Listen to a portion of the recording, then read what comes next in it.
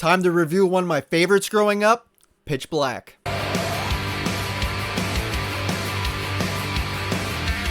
Hey guys, welcome back to the channel. Hope you're having a good one today. I'm Film Chaser, and today I'm reviewing Pitch Black from the year 2000, a film I've always liked since it released. Watched this back when I was like 9 or 10 when it came out, and it's a fun survival horror flick. And before I dive into this review, just make sure you like the video, subscribe to the channel if you enjoy movie content like this, and let's get into it. So Pitch Black was released in the year 2000, and like I said, since it came out, I've loved rewatching it every few years.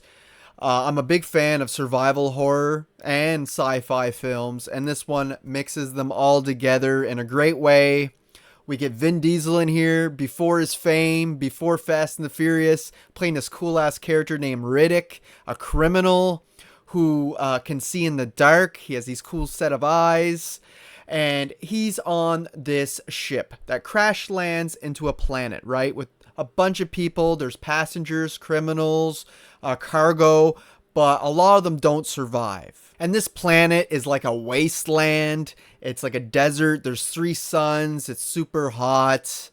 And a lot of the characters are scared not only because they're on this planet, but because Riddick is with them, this murderer. And they soon find out that an eclipse is about to happen, and it's going to put the planet in complete darkness.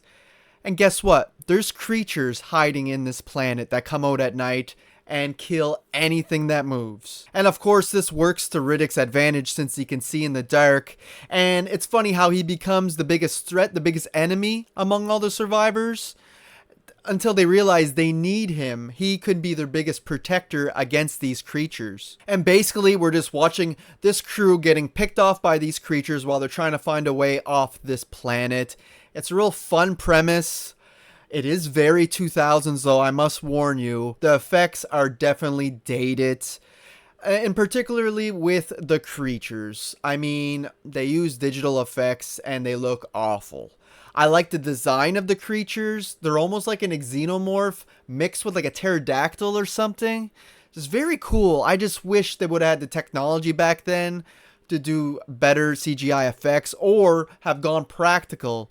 But this had a modest budget, so I don't think that was possible. But despite the aged effects, I think the movie still has a lot of tension, some great atmosphere, and you still fear for the characters' lives. Now, talking about the characters, like I said, Riddick is awesome as this character that you see as the biggest threat and then becomes the hero near the end. Kind of cool.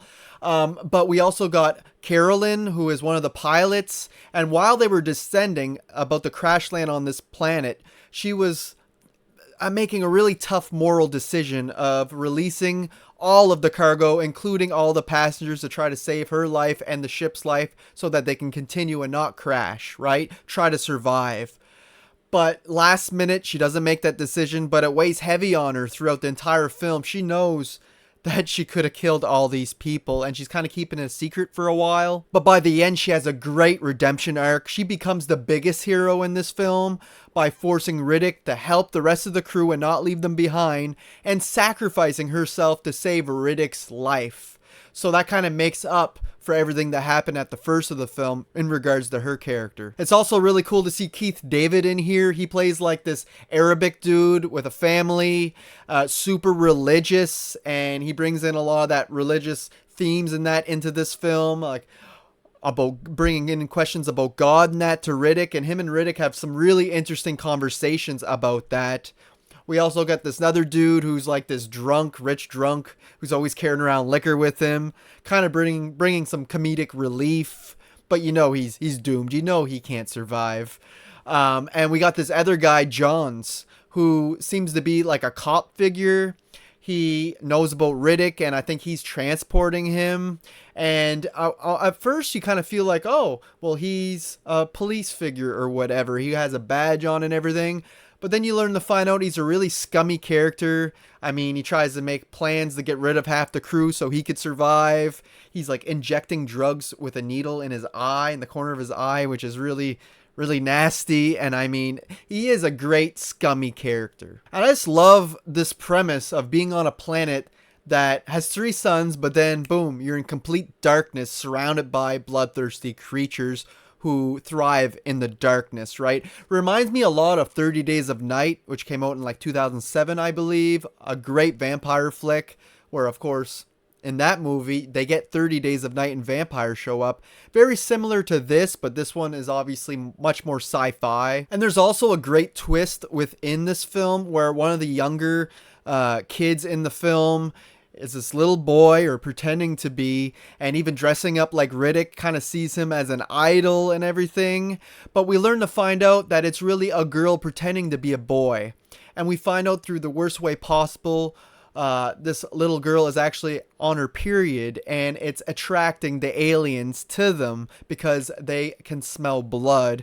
And I just think that was a really interesting way to put the group back into danger when you think that they're kind of safe. But there's something I never really noticed all that much watching this back in the early 2000s compared to now. On my last few rewatches, I really started to notice some very odd cinematography things, some camera work. In particular, when they're first on the planet and it's super bright with the three suns, it's almost too bright, like there's a glowing effect on the screen. I don't know if that was intentional to try to show how bright the planet was at the time.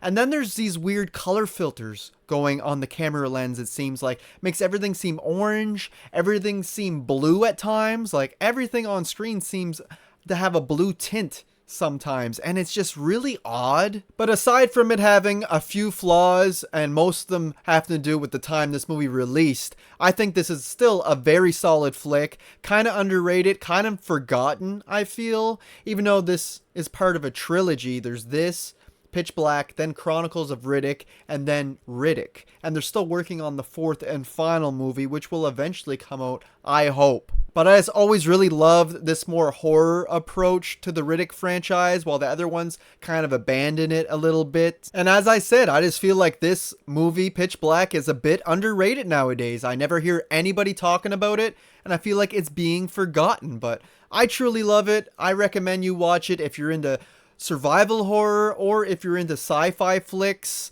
or just want to see Vin Diesel before his fame. Check this movie out. Just be wary.